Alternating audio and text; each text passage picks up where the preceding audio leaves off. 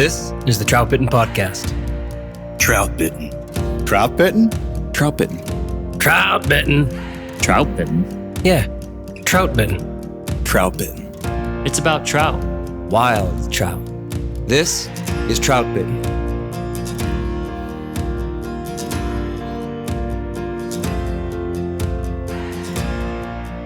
This is the Troutbitten podcast, and thanks for tuning in. My name is Dominic Swantowski. I'm the owner of Troutbitten and the author of Troutbitten.com. Welcome back, everyone, to Season 13. This is Episode 6. And tonight we're here to talk about why we fish.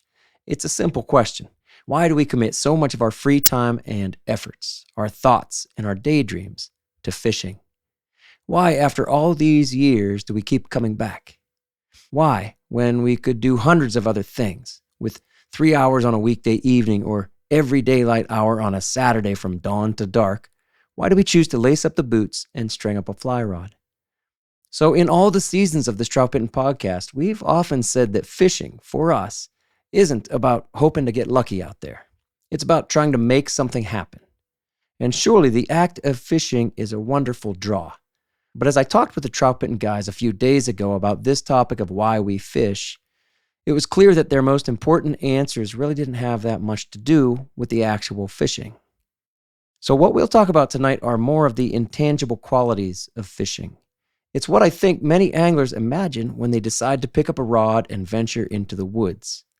Yes, all of us are quickly captivated by the details, the flies, the flows, and the tactics necessary to catch trout. But perhaps for most anglers, it's that elusive, almost transcendental experience that draws us in today, yesterday, and tomorrow. And it's the same natural pursuit that brought us all down to the water from the beginning. We're here to talk about it. All right, so let's introduce the guys and answer a couple listener questions as well. We have the real smart guys tonight of the Troutbitten crew, just the smartest ones, the most cream of the crop. introspective. That's right.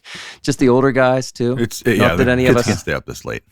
Well, not that any of us are older guys, but we do have the life experience for this topic of why we fish, right? Like young love isn't here. Yeah, what's Dando know? He doesn't know.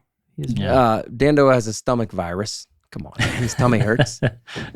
and Josh is Don't know. AWOL.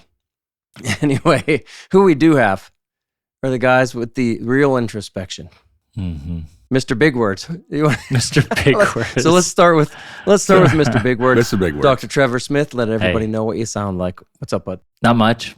Mondays are a bit of it's cold flu, pneumonia time of year. So Really?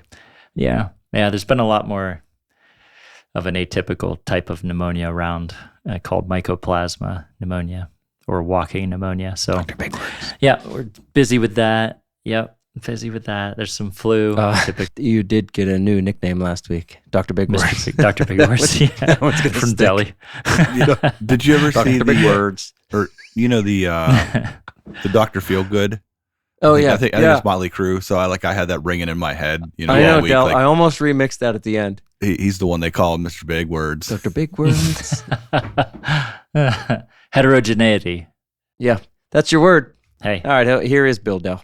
You fished one of your favorite rivers down there today. I did, and I sucked, and I caught 8 fish all day and got my butt kicked. But Now, seriously, 8 fish in how many hours? 6 hours. That ain't bad. Right, Matt? Is that okay? That's shitty. Yeah, it is. Eight fish in 6 hours. Back to the Troutbitten scale. That's slow Yeah. fishing. Yeah, It's slow. and, It's okay. It's on the okay side of slow. I will admit 2 of them were stocky rainbows that appeared from some other watershed. Oh, that's So, just so like then that. it's Matt's so right. then that's really down to 6 fish. Did you throw them on the bank? I should have. Fish. All right, that's what Deli sounds like. And then there's Grove chiming in. Back.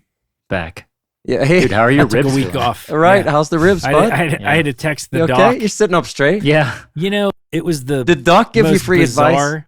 Oh, I think I felt just bad. gave him bad advice. He gave me Every he gave one me, of us take advantage Realistic. of the doctor. Oh here. yeah, he's like the guy. It sucks. So I thought I broke my ribs on the on the stream, and I actually had to have Sloop drive me home. Man, I was having what ended up being what was equivalent to Charlie horses in my rib muscles. And Muscles, so I thought, not bones.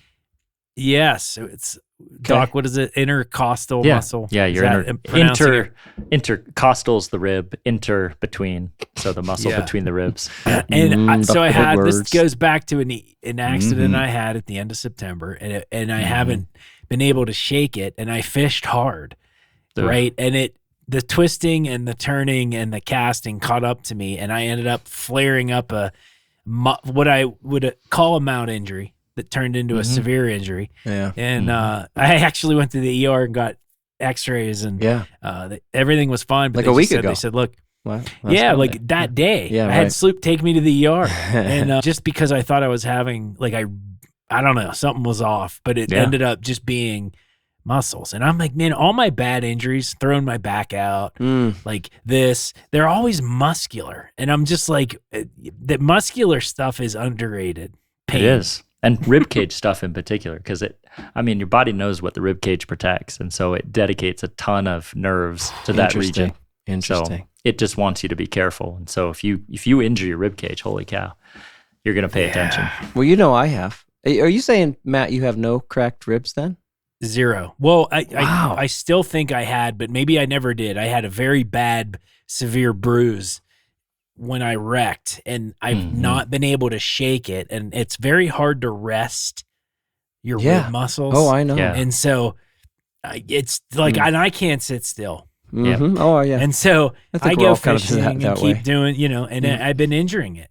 And this one made me, my body was telling me, like, slow down. You all right Shut it now? down. A week later? Is that enough rest? It's okay. Deep breaths, like, fires up real quick. I'm surprised that's all muscle. I've had cracked ribs 3 times. Second worst thing I've been through. I had a neck surgery too. But that's the cracked ribs for whatever. Different I think incidents. people naturally like So great, hard. it is hard. But honestly, you can do so much damage to the soft tissues in the ribs too, there's a lot of ligaments. And when you tear some of that stuff, it's worse. In some cases, it's worse than a fracture, depending on how the injury happens. Oh, it's so, you go to, you can feel a sneeze coming on. Oh, it's the and worst feeling. You're like, oh, no. Yeah. No, I don't want to sneeze. No, I don't want to sneeze. Right. Oh, that's scary. It's scary stuff, dude. Well, I'm glad you're all right, bud. Let's move into listener questions. Let's keep it going. We've been doing good this season. I like it. Yeah, I know. We never intended to have a really long podcast. We never intended to have really long episodes in this podcast. Remember when we first started? I was like, half hour, 45 minutes will be done. Right. Right away, they were like an hour, hour and a half. I think our longest one is an hour and 42 minutes or something. Yeah. And there's nothing wrong with that, but I was like, man, it's hard though. Yeah. When I look at a podcast, I like a lot of podcasts, and when I see one that says like it's 2 hours long, I know. Holy cow. I don't listen to it usually. A lot of times, same here. I'm like, I can't handle that right now. I like the I like the longer ones because I have a longer ride to camp, so it's like 2.5 hours. So I'll find a big long podcast and I'll listen to it. That's interesting. I got something for you, Deli. Yeah. Okay. Sunday or Monday, I was fishing. You know how you said you listened to podcasts while you were fishing? No, I listen to music. Okay, sometimes. I'm sorry. Well, you said you had your earbuds in while you were fishing. Yeah, sometimes. Yeah. Yeah. So I had been listening to a podcast on the way there, and I just kept listening while I was putting my boots on and my waders on, and then I had my earbuds in, and I'm like, yeah. And so I did that for like 3 hours, and I booted up in the next Steelers podcast, and I just kept listening to Steelers. It was before the Ravens game, and I was like, yeah, I'm going to listen to this. I'm going to listen to that, and I enjoyed it. I had one earbud in, not both. Yeah. So I could hear the water. It's kind of like I was living in both worworlds. That's what I would do is I do one earbud. One ear. And I do it when I was biking, like a couple of the rivers we fish, I would bike into. In between. And so it's spots. like, put some heavy metal on to get myself to the spot, little extra motivation. There you go. Fish hard. I've streamed Steeler games while fishing, for sure. No kidding. Oh, yeah. If out here when they're not on TV. On TV, yeah. Oh, yeah, I'll stream, I'll stream the DV. iHeartRadio. Oh, yeah, it's great. I'm just like, let's go. DVE. So that's awesome. Classic, right? So they still got the same playlist of music from when we were growing up, Matt. Yeah. Right? Oh, yeah. Classic metal, man. Oh, rock, my God. It's the rock same. and roll. Yeah. The Stones. Same playlist. little Donnie Iris. All right, let's do listener questions. Designated reader number 1, Trevor Smith. This one's from Mark through email. Hey guys, I'm lucky to have a group of fishermen that I fish with and get to learn from and exchange ideas, just like Troutbitten. Hey now. We have a friendly disagreement going on right now, and we'd like to hear your thoughts on the matter. You guys probably have your ear to the ground better on these things. So the question is, are there really more anglers out there right now? Mark from Boston. Hey, Mark, your Patriots are cheaters. That's right. Let's get let's get that clear. That straight. That's right. Everything the Foxborough Patriots have achieved was through cheating. It was based on cheating, and it remained on cheating. The only reason they beat us in the AFC Championship game over and over because they were cheating. That's right. Yeah, right. They're proven cheaters, and we're not talking about deflated balls. We're talking about all this stuff that was swept under the rug by the NFL. They were punished for it, and let's not forget that. Sorry, Mark. Just remember, our Mark. 6 Super Bowl titles are legit, Mark. Right, and there is an asterisk next to everything Tom Brady and Bill Belichick have ever done. All right. Now that he's all riled up. Anyway, I'll jump into this one. It's an interesting question, but I feel like through our time, right? This is kind of cool because we're talking about our time as anglers. Yeah. I would argue that it is more crowded right now. Okay. I feel more crowded than I did in whether I was in Pennsylvania or out here in Montana. So the time I spent fishing in Pennsylvania and then towards the end of my time there, I felt like it was busier than it was in Montana. Well, that was 8 years ago out here. It was 8 years ago. Even towards the end of that, it felt busier. Yeah. So do you guys think that feel the same? I would say most of the times, yes. And here's where I'll clarify. I think it's, let's say 70% of the anglers fish 30% of the time. There you go. When things get hard, I feel like the average angler will tap out at times. That's fair. Whether it's hard conditions, whether it's hard, waiting, it's hard to get there with snow or whatever. And so I feel like if you know rivers and, I don't know. I guess with the evolution of being an angler, you can predict what people will do. Right. And so you're able to kind of move away from those crowds. Yeah. But overall, yes, I think I've noticed it in the last year and a half, at least in the, let's say the April to June time frame, right, is like the prime time. Like, okay, I'm just not going to be on a prime river at that point. Yep. Interesting. And if it's sunny and it's Sunday and it's noon and you're at the most popular parking spot for that river, yeah, you're done. Yeah. You can have cooked. a nice conversation with somebody, but you're probably not going to find a whole lot of water. You can find friends. Yeah. So there's more anglers than ever at the peak times. I do not think that there are more anglers than ever. Like you said, Bill, when it gets tough and at the non-popular spots, I find that the more popular areas get crowded quicker than ever. But Bill, you and I have talked about how, certain things like the angler awareness of different spots, that can help to spread people out. I think it's a good thing. It helps to move people to different spots. I'm like, they don't need to be secret spots, but like people need to understand you don't have to go to prime area number 1 on the river to catch fish. Yeah. There's 15 miles of wild trout water, for example, on one of our favorite rivers. Then go ahead and spread the hell out. Yeah. And then we can all, because there's not that many anglers. I did notice that in the fall. I don't know, in the few days that I did fish, that it seemed like, in let's say 5 years ago, everybody would have went to parking lot X and everyone would have tried to fish there, where now they're spread out more across 5 or 6 parking lots. And so it may appear to be more anglers because there's more of them spread out at times. Yeah. But if you go to the popular parking spot in off-hour season, maybe there's not, instead of 5 years ago, there might have been 8 cars, where now there's 3 because there's somewhere else, a few cars somewhere else now. Yeah. So Mark from the area of Boston where the cheating Patriots reside was saying how we have our ear to the ground, maybe a little more than most anglers, right? And Matt, you certainly do out there. And I guess I do, because you know what, I'm in touch with a lot of the companies. And so I talk to these business owners. I talk to a lot of the owners of these companies that you hear on this podcast, you see on the website, on the YouTube channel. And all of those marketing reps, all of those owners will tell you there was a COVID boom and now there's a COVID crash. And we're there, right, Matt? I mean, the COVID crash is here. It's a real thing. Companies are laying people off. It is here. Yeah. Yeah. And I always wonder, Dom, with that crash, right? There's the crash on obviously from just the interest level, but what impact did the environment have? So over the course of the last 3 or 4 years, we all agree that we've seen more traffic on those rivers. Okay. What kind of experience did that leave these anglers that are new to the sport or just learning? That I don't think you can put we can give a fair answer to that, but I always thought that could never be good for the industry as far as maintaining that long-term success, because nobody likes.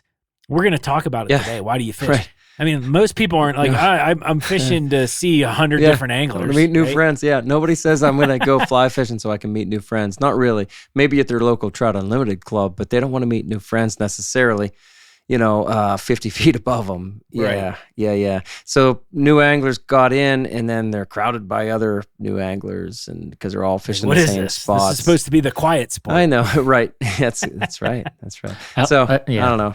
For sure. Trevor, you have something to say? No, I just think, this will dovetail into what we talk about later on maybe, but I just think we're an evolving society where a lot of the boomers did fish to, in community, and, that's the generation of deer camp and all that kind of stuff, right? We talked about that. And I don't think that exists as much in our modern anglers. I think there's a lot more, solitary fishing and a lot more like maybe one buddy, but you want to get away from everybody else, not see other people. Yep.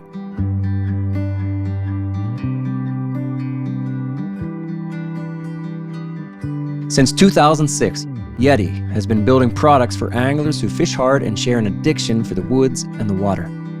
Yeti changed the industry with their legendary coolers by featuring rugged but simple designs built to last for generations and stand up to whatever Mother Nature might bring. Yeti now takes that same functional and elegant design to everything in their lineup, from soft coolers to drinkware, bags, and more. The new Yeti Go Box gear cases have become my daily storage solution for a life on the water. Offered in 3 sizes, the Go Boxes are rugged and waterproof at home on a boat or in the back of a pickup. All Yeti Go Boxes offer smart storage solutions with removable cargo trays and dividers, and the Pack Attic is a set of zippered pockets conveniently housed in the interior lid of the 30 and 60 sizes. Lockable, light, and nearly indestructible. I use the 15 size Go Box for camera gear and the 30 size for organizing my reels, fly boxes, leaders, tippet, and everything else that keeps me fishing. The Yeti Loadout Go Boxes are the perfect angler's companion.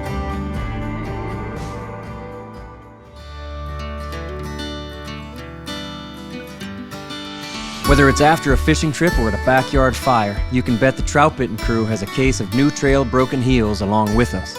It's honestly our favorite beer. This hazy IPA is smooth and full-bodied. Hand-selected Citra hops lead to notes of bright clementine and juicy ruby red grapefruit. Broken Heels is a keeper. New Trail beer is proudly brewed in Williamsport, Pennsylvania, and delivered cold to your favorite craft beer retailer every week. At New Trail, it's not about being the best angler. It's about getting out there. So enjoy nature's moments and reward yourself for a day well fished with New Trail Broken Heels. It's Troutbitten's favorite beer.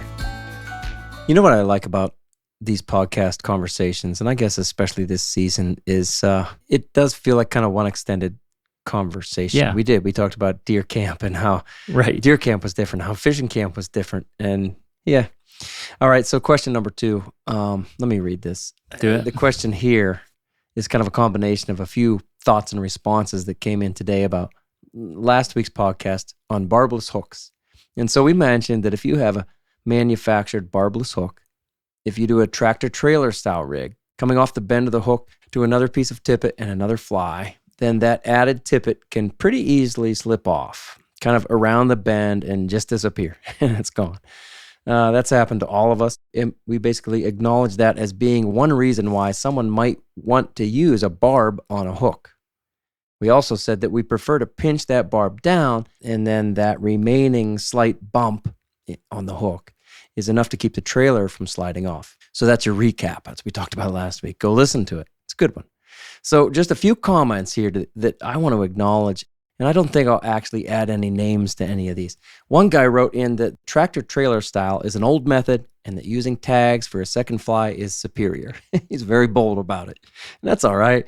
But I'll just say that that's not true. It's not true at all. And there are very good reasons for choosing both styles of attachment methods. And it's not better or worse. It's not right and wrong. Like everything works sometimes. Yeah. So why limit yourself? Right. And if you want to ride 2 flies in the same depth, there's not much better way than the trailer, you know. That's a really good point. You can certainly overweight your tag and try to get both low, but it's a whole lot easier, and I think a better drift. Certainly easier to control.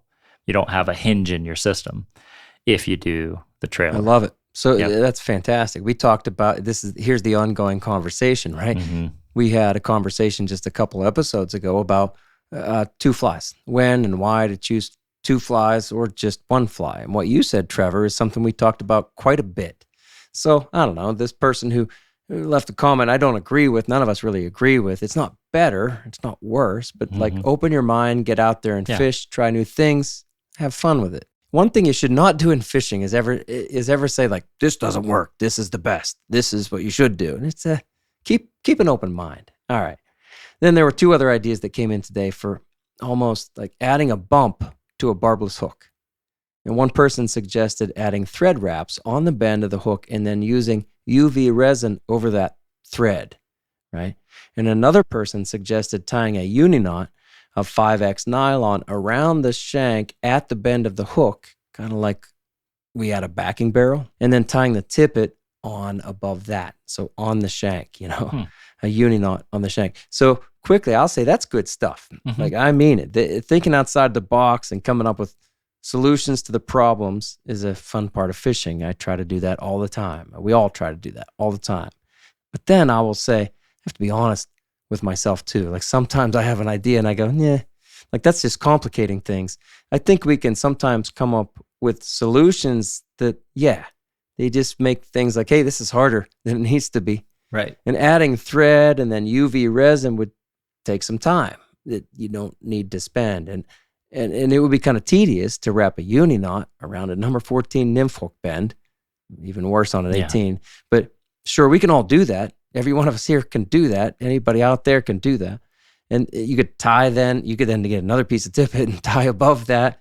I feel like that would work. It's a good idea. There's just better ways to do it, right? Like it's the easiest. 1 crimp. Yeah. All you have to do. Yeah. I don't think that that's an easier solution. And the easiest solution is just get a barbed hook and then crimp it. But Deli, you're itching. Yeah, I'm itching here. So I think they're interesting ideas. Yeah. But Absolutely. are you going to put a bigger bump on there? And basically at that point, are you causing more damage to the fish? Like if you've ever tried to apply UV resin to something, and are you going to make it smaller than what that barb was? And so are you basically putting a UV resin barb on the hook at that point? Maybe. Yeah. And making it wider than the original barb that could have been on that hook to begin with. I know. I think they're good ideas in theory. Yeah. But I'd like to see them in practice. I know. And honest to God, I encourage everybody who has ideas like that to try it. And you might find out something that we aren't seeing ahead into. But then you know what? It might lead you down the road to another idea. That's how things develop. You know, I love thinking outside the box like that. So I tractored some flies today because I was struggling.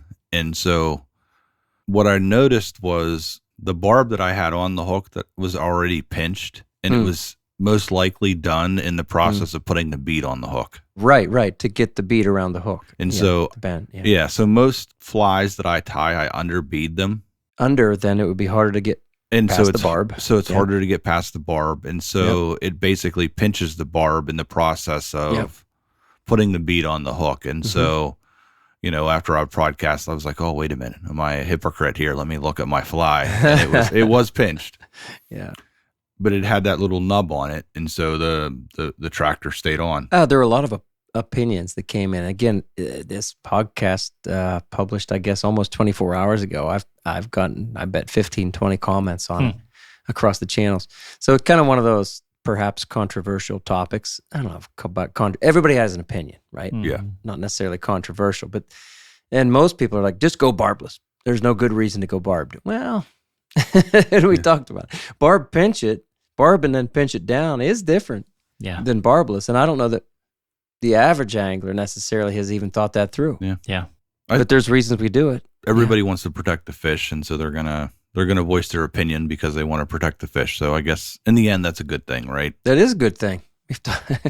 What's the best way to protect a fish? Stay home. Don't fish. Watch Netflix. Don't go fishing. Watch Tyson. I don't know. I missed the good one. I missed the good podcast episode with the barb.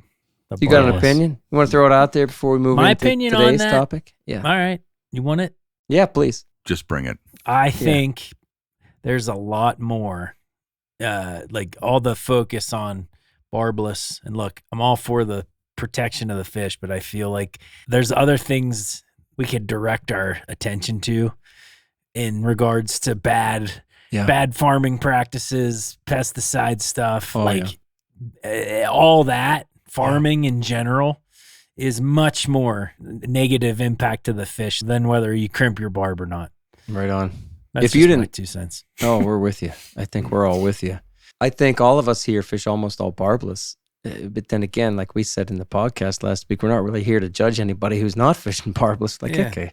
Because as Trevor pointed out, he's got the data to back it up. I mean, Trevor went through a bunch of the scientific studies, and they don't really support the idea that barbless hooks necessarily make a big difference. And other things make a lot bigger difference. That's the point. Yeah. Yep. It doesn't help the fish. Like we said, barbs don't help a fish, but they do sometimes help the angler. But there's a lot of other things hurting fish more than a barb. A lot.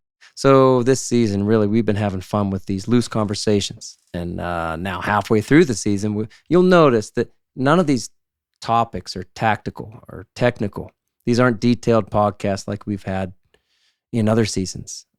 This season is really just a bunch of good conversations around issues or topics that we've kind of had sitting around and just waiting to hit record someday. So tonight's topic is why we fish. Now, this is Trevor's idea. And it's simple, right? I mean, it is. Well, why do we fish? Well, probably the closest thing we've come to with this conversation was a podcast that we titled A Fishing Life and Doing the Hard Things. That was from season 3, episode 9. And that was like 2 years ago. And then last spring, we talked about the stages of an angler, season 11, episode 1. That was a good one too. But honestly, I think we talked about the fishing, the stages, the ways we fish, or how we adapt our fishing habits toward what is most important to us at that current stage. Like the stages of an angler, the way we talked about it is very much about like catching fish. So tonight, what we'd like to do is get a little more introspective. One of the questions and comments that I field the most often is how lucky we all are to have so much time on the water, because it adds a depth of experience that I guess it's fair to say most anglers everybody wants to have that, right? But nobody ever seems satisfied with their time on the river either. Della, you probably fish more than all of us, and yet I'm sure, right? Are you satisfied? No. Rarely. No. So I guess I have a lot to say about this one, but guys, where do you want to start? And then I keep saying that, and then I hear myself kind of leading us into it, and here I go again. I think my only reminder here, in an effort to kind of steer us in the right direction, or for tonight's direction, is to keep us on track, is to tell us why you fish. Mm-hmm. Why do you fish? I don't care about other anglers. Why do you fish?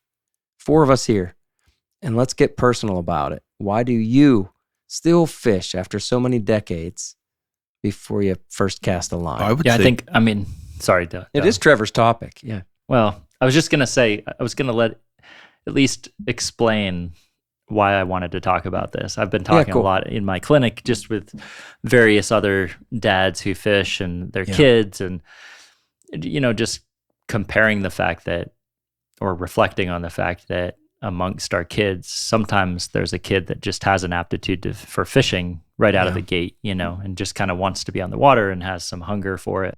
And so it sort of launched me into thinking about my own childhood and my own kind of drive to fish and how it started. And I grew up on the Allegheny River, literally as my backyard, border of my backyard, with no houses otherwise behind me. And so I had the opportunity to fish every single day, except when it was so iced over or icebergs were. Yeah. But, I think it's evolved for me over time. And that's also what I found kind of interesting as I started to think about it. And I don't think I even thought about why I wanted to fish at 6, 7, 8, 9, 10, these stages when I was fishing compulsively and really just out of this internal desire to be outdoors and there was something about fishing that was like, it contained a mystery or like a reward that I just kept wanting to solve and figure out and kept wanting to go try. And I could fish weeks without catching a fish, and I still wanted to go back just as much as I always did, because I wasn't a great fisherman at 7 years old fishing by myself. So I just, I don't know. I was curious then to hear about like how your guys' journey through fly fishing and even just fishing has gone. And I'm also interested to sort of talk out my own journey on it and sort of talk out why I still fish and why I feel compelled to fish now at almost 40, just like I did when I was 7, because I think it's different now, but I still have that drive to fish. That compulsion. That's a good word. Addiction. I don't know. Addiction. My faith. So I grew up with a pond, let's say 15 yards from my house. Yeah. And fast forward 30 years, I bought my grandparents' house when they passed away, and I live on that same pond now. Yeah. And so I guess that's what fueled my passion for it, is just that constant, like, okay, I had success yesterday, but I go back the next day and it's not the same. And then I go back the next day. Yeah. It could be anything. It could be trout. It could be bass. It could be bluegill. Even for other species. Yeah. I guess I'm attracted to the puzzle and the fact that every day is different and nothing is the same. Yeah. I don't know. I guess as people, I think you either get comfortable and want everything to be the same every day and not to deviate from your schedule, or you're addicted to the chaos where everything is different every day and you have to solve that puzzle. And so for me, fishing is a puzzle, and I have to, cycle through my knowledge bank to say, okay, well, it's cold, it's hot, it's sunny, it's shady, it's raining. Water's low, water's high. Yep. Yep. And there's so many different variables, and you could go out, day 1 and day 2 could be the exact same conditions, and it could fish completely different. And when it doesn't fish the right way or the same way the second day, it's like, okay, well, I don't know it. And I think that's the goal for me, is to try to understand why it wasn't. And I'll probably never figure it out. Yeah. But I'll at least, it's interesting because it's not the same. Yeah. That mystery is always there. That mystery always keeps us coming back. Man, that's pretty cool.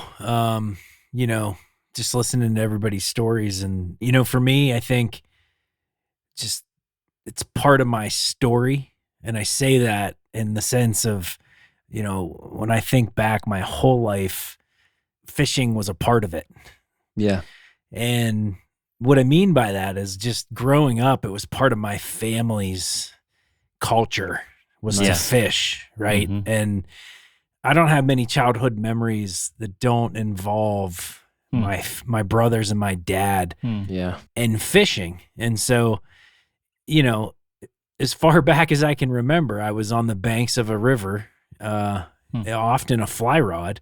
And I can remember a little bit of bass fishing prior to the fly fishing days, but mostly it's that quality time and that bonding that I had with my father, and then also my younger brother and my older brother. And to this day, I hold that, and I hold those experiences and those memories, and it's like I said, it's part of my story. It's part of who I am, and I don't think that'll ever change. And where I'm at now, I moved to Montana, and that thirst, for adventure and fishing in general and creating new memories, led me out here, and now I have my own kids, and I'm already on the river with my kids. And I hope, not everybody has that when it comes to that family tie and fishing. And I really, really hope that my daughters, have that pull, right? To have that memory and that family time on the banks of a river, because it's meant so much to me. I can only, pass it down to them. And that's, one small part of why I fish, but it's the core of why I fish, right? You almost have to. Yeah. It's like I said, part of who I am. My identity wouldn't be the same without being a fisherman. You know what I mean? Yes. I find when I go out to those streams, and I need to, right? It's part of who I am. I need to be there, just because it's, I don't know if that sounds right, but it's truly a part of who I am. No, it sounds perfect. For me, excellent polarized lenses are a critical piece of gear every day that I'm on the water. Tajima Direct has changed what I see in the river. Tajima Direct offers top-tier lens replacement services with the best polarized lens technology on the market. They offer both prescription and non-prescription lenses, so you can upgrade the lenses in your favorite frames with purpose-built lens tints that are specifically developed for fly fishing. Tajima's patented technology cuts glare and enhances clarity like no other lens that I've worn.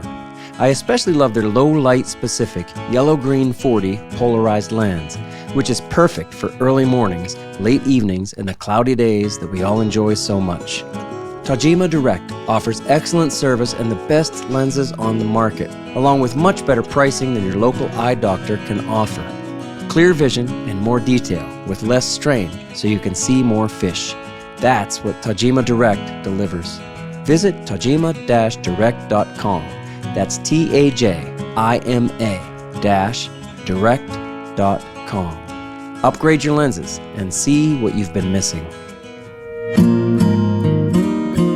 Tactical Fly Fisher was founded by Fly Fishing Team USA angler Devin Olson to bring anglers cutting-edge gear and techniques inspired by the World Fly Fishing Championships. Tactical Fly Fisher's goal is to supply you with the latest and best fly fishing gear and to help you learn how to use it through their videos and books. Whether you need flies, fly tying supplies, a new rod or reel, or any other fly fishing equipment, they've got you covered. Check them out at tacticalflyfisher.com and use the code TB15 to get 15% off one order, excluding rods, reels, waders, and boots. Visit tacticalflyfisher.com. So we've been talking a lot about the Steelers, this season. We talk a lot about Pittsburgh sports here. And last night, the Pittsburgh Steelers played the Baltimore Ravens. And I was there with my dad and my boys. That's why I bring it up. Because, Matt, you said the culture of fishing. Yep. And Dad's had those Steelers tickets for home games, since 91. I think that was it. Nice. Just don't cancel games. I just don't cancel on my dad. It's just, you don't do it. Nope. You go to every game. Doesn't matter if you don't feel well or if you're busy. I used to play gigs, Saturday nights, and then I'd be there Sunday morning. I'm there. I'm ready. I'm there with Dad. Because you don't cancel. And this is what you do. This is part of your life. This is it. And same kind of thing with fishing. And there's two things that really, really hold my dad and I together. It's Steelers. I swear to God, right before this podcast, right before I logged on with you guys, I called my dad and I was talking with him about the Steelers game yesterday. We were both at, and so were my kids. And before that, really, I was talking with Joey, my oldest son, about how the Steelers game went. So it's those kind of things that tie you together. And fishing ties us together as well. That's the other thing that ties my dad and I together. Just constant It won't stop. It's always there. He broke his elbow real bad. I showed you guys the pictures, but he'll be back. I mean, he'll be fishing again in the spring. I mean, he'll do the physical therapy and the recovery in part so that he'll be thinking about the fishing. Like, I got to get back for that trip, you know, so that he's there and he'll do it. And that's the motivation. It's that culture is the motivation that, hey, this is what you do. It's like a small community. I think when you find other anglers that you're kind of motivated by each other and motivated to be on the river. When I first started fishing, it was with a few high school friends. And so in high school, I kind of picked my friends based on the fact that they wanted to go fishing, because that was like a core. It wasn't a drinking thing. No, it wasn't a drinking thing. It was, it was like, hey, you guys like to fish? Okay, let's go fishing. Yeah. And so that's been kind of my whole, that's good. I don't know, lifelong pursuit is like, okay, you like to fish. Like that's always been kind of one of the main, I don't know, stipulations of people that I've been close with over the years. Yeah, long term. Those are your long term fishing. Or those are your long-term friends. Yeah. They become your long-term fishing friends. And so they, same I guess way you start here. to, form that bond, and, they kind of have the same, I guess, ethic. Go back to the ethics questions. They have the same ethics as you. They have the same kind of thought process as you, where you're looking to, I don't know, be outside, where you're not looking to sit around. Yeah. Keep moving, keep learning. I've been thinking while you guys are talking just about how fishing changed for me over the years. And you guys know that I, after college, was in the military for 11 years and that's when I did my medical training, and it was really in 11 years without much fishing. Really? There was some fishing in there, but very little outdoors engagement at all, and filled with a lot of stressful and a lot of like just kind of crazy experiences through, as a medical resident, watching people die in front of you and being part of the process of caring for people in the worst experiences of their life, and not always having answers. And then also incredible joys in that too, certainly, like welcoming babies. You said you delivered probably 100 babies. Oh no, like 380, I think, 385, something like that. Wow. Yeah. And that's the joyful experience in contrast to the unfortunate experience of losing lives. Yeah. Yeah. But I don't think I had a natural place to decompress a lot of that until I found fishing again. And when I moved back to PA in after I got out of the military, I was on the stream within days, and I after think 11 years, there was some, you're right back at it. Yeah. And I knew coming back that was part of what was drawing me back here. Yeah.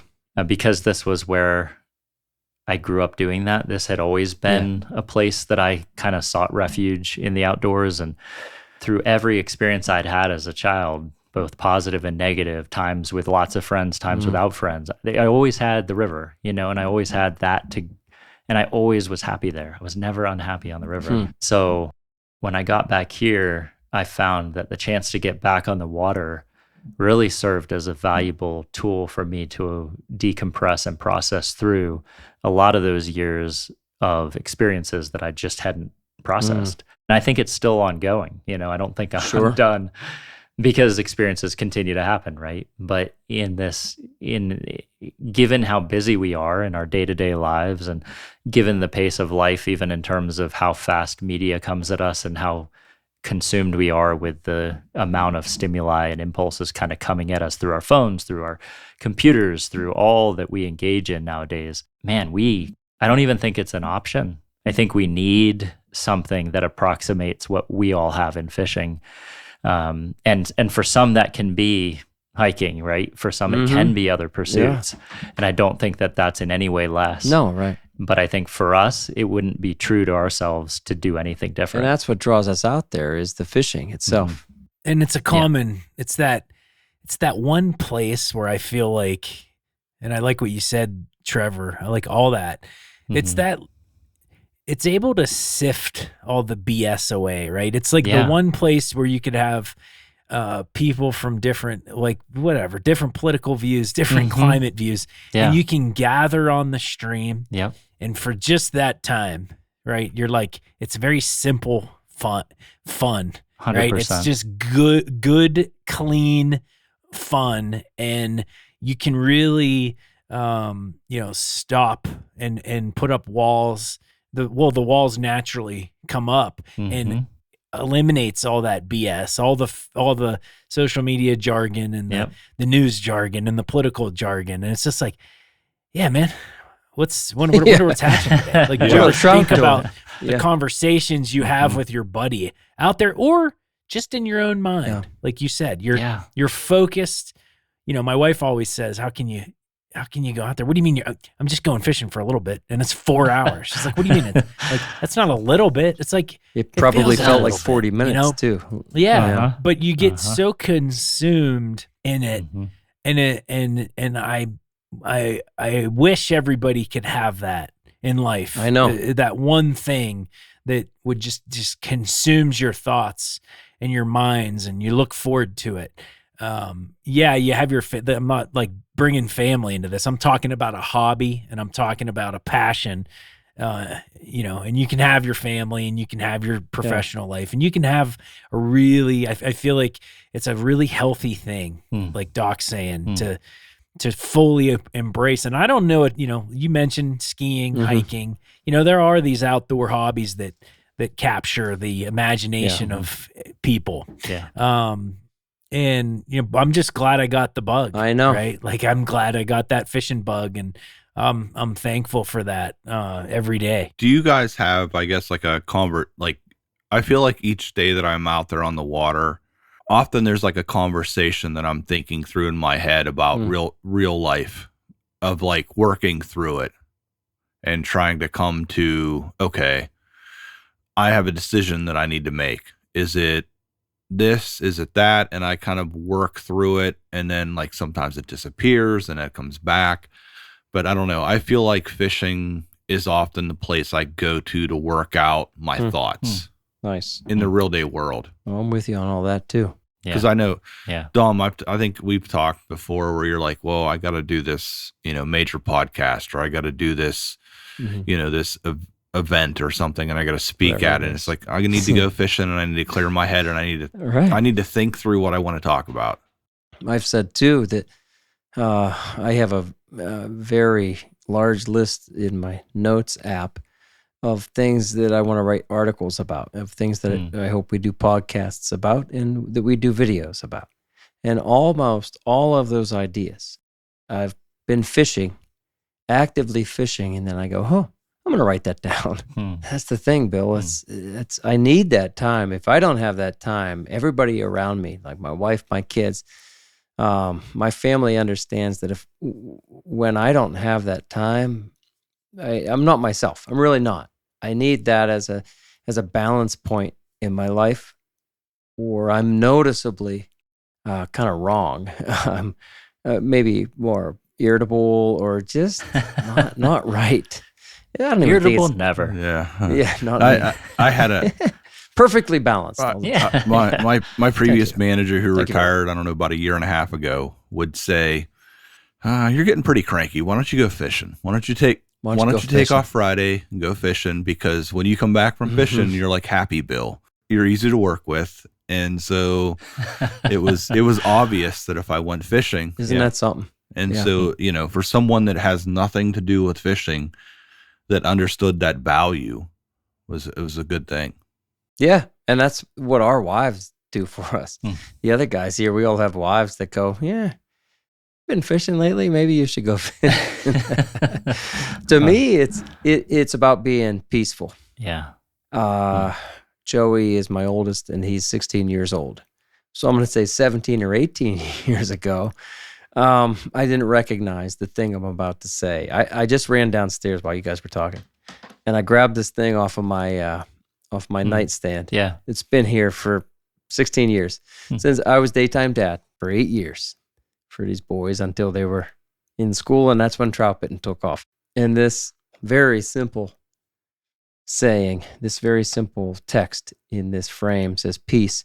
It does not mean to be in a place where there is no noise, trouble, or hard work. It means to be in the midst of all those things and still be calm in your heart.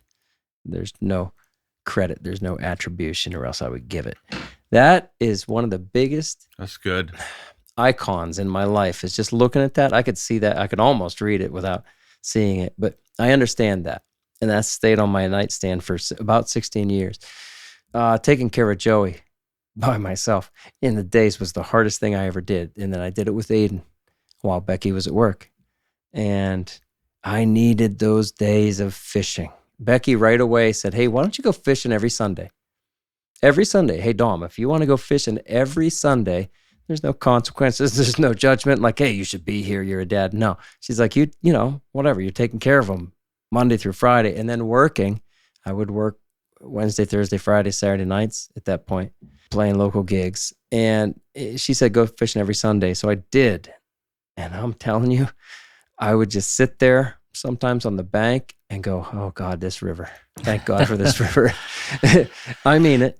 But most times I'd fish and I'd do what you said, Deli. I'd just be going through my thoughts. And you're almost processing, like you're saying, Trevor, all the things that happened to you. For me, it would be the things that happened to me in the week. Mm-hmm. For you, it was like the things that happened to you in those 11 years where you didn't get to fish very much. Right. You said you still might be processing some of it. Yep. I think for all of us, it brings us to this point where now I've processed it, or I'm actively processing it. It brings a sense of peace to me. And that's, again, what that quote is. It's not, for me, I recognized a while ago, I'm never going to get to that point that I thought I was going to get at, just like this almost idealistic, calm, oh, everything's great. I just feel fine in life. Everything's fine. And then you miss a good fish on a dry. And then you go, damn it. And then everything falls apart. No, it's like the river itself, not the fish. Maybe the act of fishing brings me there, but it's the environment for me that brings me to that state of peace. And I'm sure that that's what it is. I'm old enough now to understand. I've fished enough now to understand that that's what I'm looking for is peace. And that's why I read that thing. I'm just trying to be calm in my heart. And there's one way that I know that I can get there extremely, like reliably. Almost every time when I go out, I can get there. That's so cool. Be calm in my heart. Yeah. I like that a lot. Yeah, I like that a lot. And I think it's interesting that you even say that it's not just about the fish, because I think that's an interesting misconception of a lot of people who don't fish. And I think rightly so, because we're fishing, right? I mean, it's in the name. And I think it's also, when you... Seems to be part of it at the least. And you can even see the division on social media to an extent, right? Between the grip and grins, and big fish. Right. And basically profiles that just exist to show fish. Sure. And then ones that talk about something more. And I think it's hard because I don't know, I have an essential kind of distrust of social media in the sense that I think a lot of times people are just trying to say what they want people to, or what they think people want to hear. Yeah. But I think it's just interesting that you bring up the fact that it's not about the fish and that the environment plays into it so much. And I even remember back to some of your early writing about the effect that the water has on us as it kind of passes our boots and our waders as we're standing there. And it's not a passive force, right? It's an active force. And I think, for me, it's always been a place I feel the most not in control of my life when I'm in nature and like in the outdoors and on the river, but the most okay with that of any place, and I think it's like this acknowledgement that I'm not in control of all things, and I'm not. There's something bigger than me, right? And it's like you're cared for. I'm cared for. The proof of it, there's proof that somebody cared for me, that this is all here, and you're all right, right? Yeah. And I'm small, and there's something incredibly like reassuring about that. I like that. I mean, you don't have to be in charge of everything out there. I feel like over the last year and a half, I've migrated from trying to take a picture of fish that I've caught to taking a picture of like the experience that I'm in. And so that's kind of, I guess that's kind of why I've been hooked on like the bird photography stuff, is just that it's, being out on the river and seeing like, okay, I caught the fish, but then there's other things that are adjacent to the river. There's wildlife, there's, waterfalls, there's trees, there's, birds. And so I guess I've just been kind of hooked on, from my perspective, I don't necessarily need to have the fish there, but I need to have something there, whether it's, something beautiful to take a picture of, whether it's wildlife or birds or just the potential of seeing any of that. I'm okay with being out there and hiking and fishing and doing whatever. I like that, man. I think we're all kind of saying,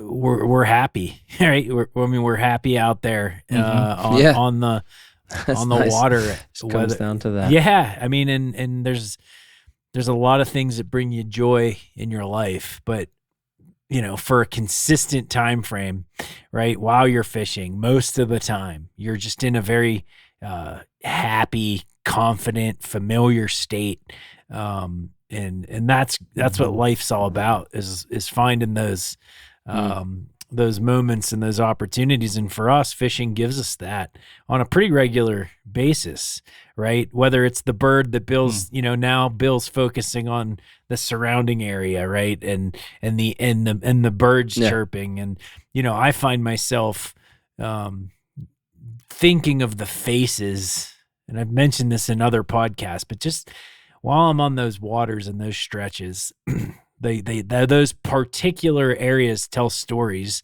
of years past, right? Whether that's, Billy said something about Burke, right? And I fished that section with Pat, and I haven't talked to Pat in a while. But every time I go to that river, I can visually see Pat. Oh, sure. Below that hole, catching fish. And to this day, I think about it every time I'm in that hole. I'm like, well, Pat used to extend that indicator. You know what I mean? Drift. And and he was good at it. Oh yeah, feeding and little feeding things slack to the Indy, like that, or Bill caught this fish, or my dad was here, right? And like just that presence, it's spiritual in a way. Yeah. The landscape is changing for trout anglers. No doubt you've already noticed another truck at your favorite access point and seen more anglers on the water. For those looking for new challenges and fishing opportunities, Trout Routes has the data to help you avoid the crowds and explore new public water. Trout Routes has mapped more than 50,000 trout streams across the country with curated, detailed maps of public land and access points. Trout Routes has developed integrated and interactive data, putting the tools in your hands to research new water and help you navigate in the wild to know exactly where you stand in the current. It's still up to you to find those deep pools and undercuts, but Trout Routes helps you get on the water, connecting you with resources like fly shops and stream gauges for trout water across the country. Download Trout Routes in the App Store today. Then use the code Troutbitten for 20% off your membership at maps.troutroutes.com. For over a decade, Smith Creek has designed and built outstanding gear for the serious angler. Smith Creek's net holster is the perfect solution to hold your favorite net. I've been using mine every day on the water for over 9 years. Its ergonomic design helps you draw your net quickly when you need it, while keeping your net firmly in place and out of the way when you don't. Made from rugged materials and hand-assembled, Smith Creek's net holster is built to last. All Smith Creek gear is backed by their outstanding customer service no matter where or when you bought it. To stay up to date on their latest specials, follow Smith Creek on Instagram at SmithCreekNZ. Quality you can depend on from a brand you can trust. Smith Creek. I told a story of you. So I met a guy on a river today that was a Troutbitten fan. His name was Colin. So shout out to Colin. What's up, Colin? Hey. And so we're standing on this bridge, and he was like, "Oh yeah, I saw a big fish here," and he was like, "Oh, I thought there were, we were BSing for a while, telling stories and stuff." And I was like, yeah. I said, Matt Grobe, about 100 yards up the river there, Matt Grobe caught the biggest fish I've ever seen in this river. He's spot burning. Cuddle up. He did. That's okay. He's bragging. Yeah, I'm just He kidding. had squall waders on, so he was okay. Anyway. But it was just like, like every time I fish that river in that spot, I think about Matt and like, the fish he caught that was like literally, oh yeah, me too. Literally the biggest I know fish what I've it ever was. seen out of that river. And that's cool. And I netted it, and I bounced that fish off my net once to give Matt like a heart attack, and then I put it. Those memories, man. Put it in That's my what it's net. all about in the end, right? Like I mean, there's so many of those memories that we have as anglers, and let's face it, that's what brought us as a crew together. For the most part, Yeah. Oh, right? yeah. Those trips, those experiences, those stories I can talk to everybody about. Man, they're deep, right? And you're etched in that. We're etched in each other's lives because of that. Mm-hmm. Yeah. That's what we mean by a life on the water. We've talked around it before. Yeah. And this is one of those podcasts now where we're getting kind of esoteric about it. Mm-hmm. We're just, it's a little bit out there. You're trying to take over, Dr. Big Words there. Big words, yeah. It's almost harder to grasp, I suppose. But if you spend some time out there, and maybe if you're into mountain biking and you spend some time, on your favorite trail, maybe it's the same thing. I don't know. Yeah. Because for me, it's been one or two things in my life. It was music, and it's been fishing my whole life too. Yeah. And it's like those two things. So And I've raised boys and I've coached Little League. Those are the things I've done in my life. It's a short life. There's not too much that you can really dig real deep into. Those are my things. And I'm going to keep coming back to my things. I'm never going to stop fishing. I keep joking around with, I'll say it every other guide trip. Guys catch a couple fish. We're having a good time. And I go, I like fishing. I think I'm going to keep fishing. I like this. I want to think I'm going to keep doing it. Of course I am. So right? here, That's awesome. I've got a question that, and I asked this to somebody else. So, out of all your experiences on the river, what do you feel like is your most memorable? That's another whole podcast. We should do that next week. Yeah. We can do that next week. Yeah. I mean, I think Seriously. we should do it next week. And that makes me think of just what Grobe said about, this lifetime of experiences that he had with his family, and that fishing almost provided a canvas on which to write these like stories and these, and you nice. made some comment about it being like a real experience, and I think it's, I know I harp on this so much. We've become so increasingly digital that we have fewer and fewer things that are like real experiences that we do together.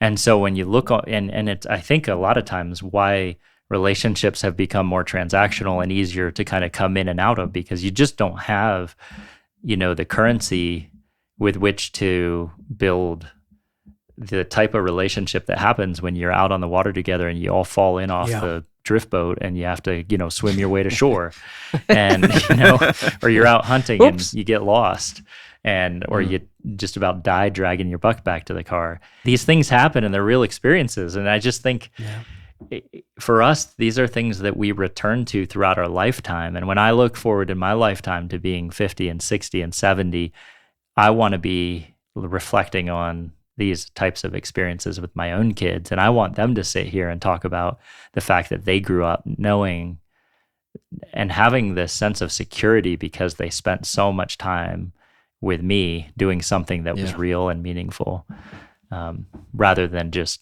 playing video games or whatever. Yeah, it's real, like you said. And then there's all those senses involved.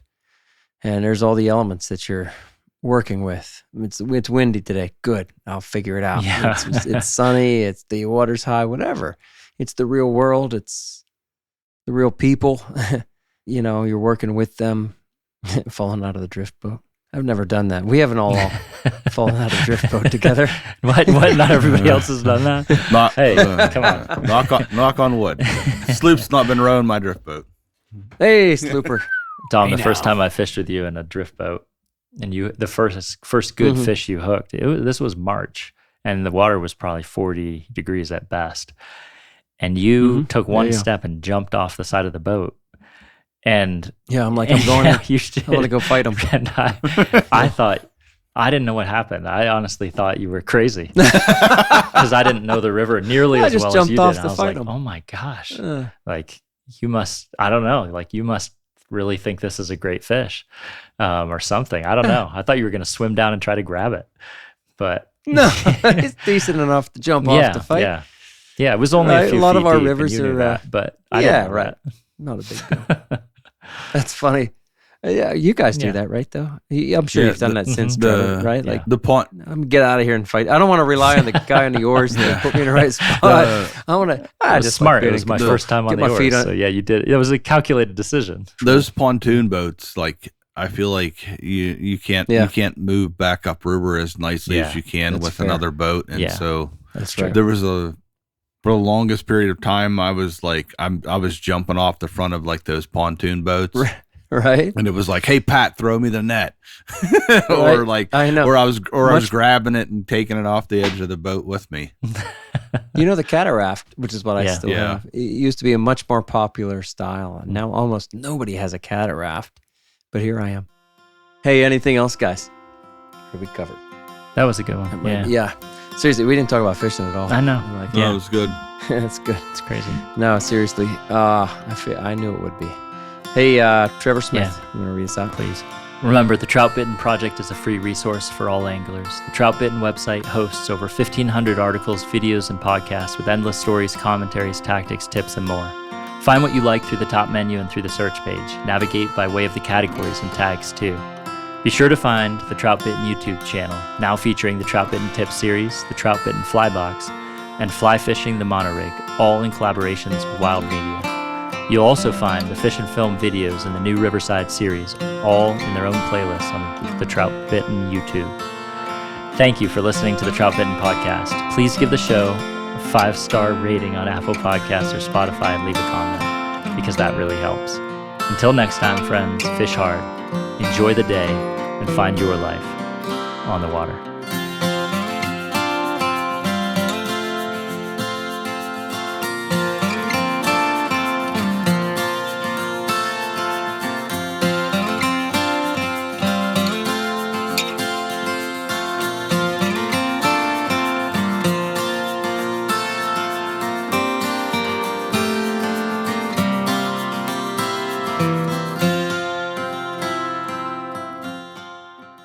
Yeah, I almost lost it there.